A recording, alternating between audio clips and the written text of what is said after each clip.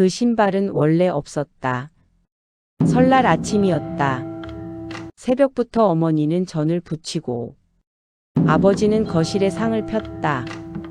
기름 냄새와 향 냄새가 섞여 집안은 늘 그렇듯 조용한 긴장으로 가득했다. 나는 상 다리를 받치려고 상 아래로 손을 넣었다. 그때였다. 손끝에 닿은 건 차가운 천조각 같은 것이었다. 이게 뭐지?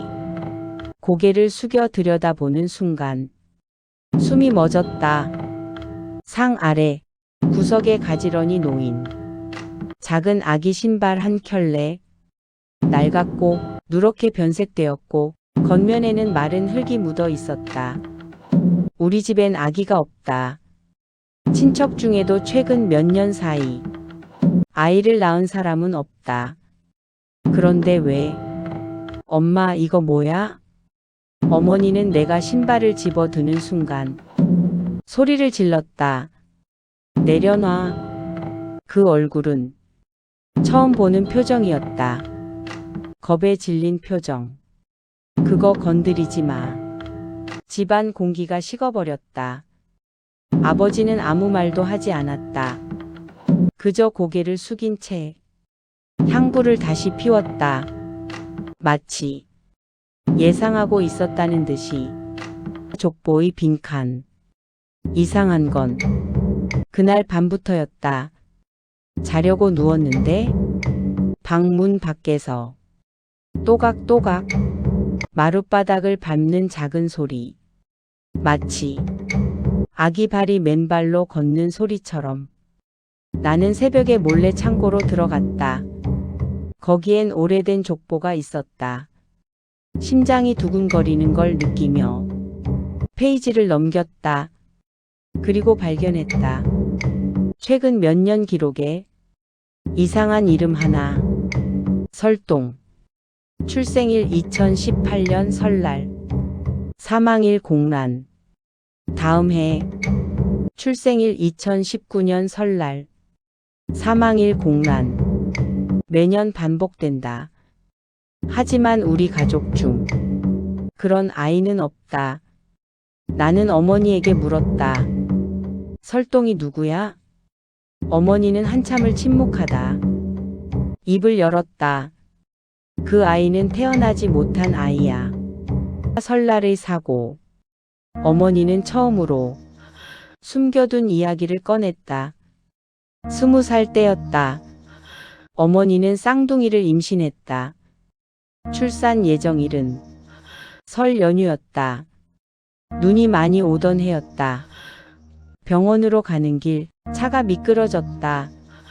그리고 한 아이는 태어났고 한 아이는 숨을 쉬지 못했다. 그런데 이상했다. 사망 판정을 받은 아이의 시신이 사라졌다. 병원 기록에는 분명히 남아있는데 장례는 치러지지 않았다. 그날 이후야.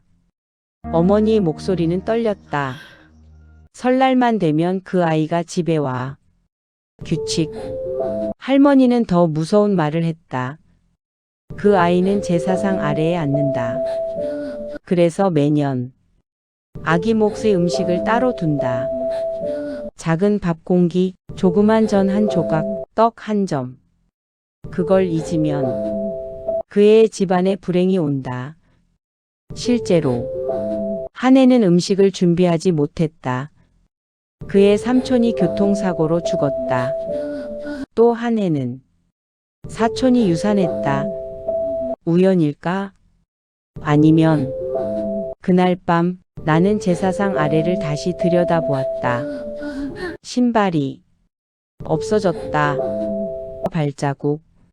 눈이 내렸다.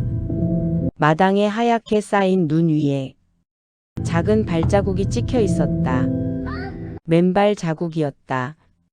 발자국은 현관에서 시작해 거실을 지나 내 방문 앞에서 멈췄다.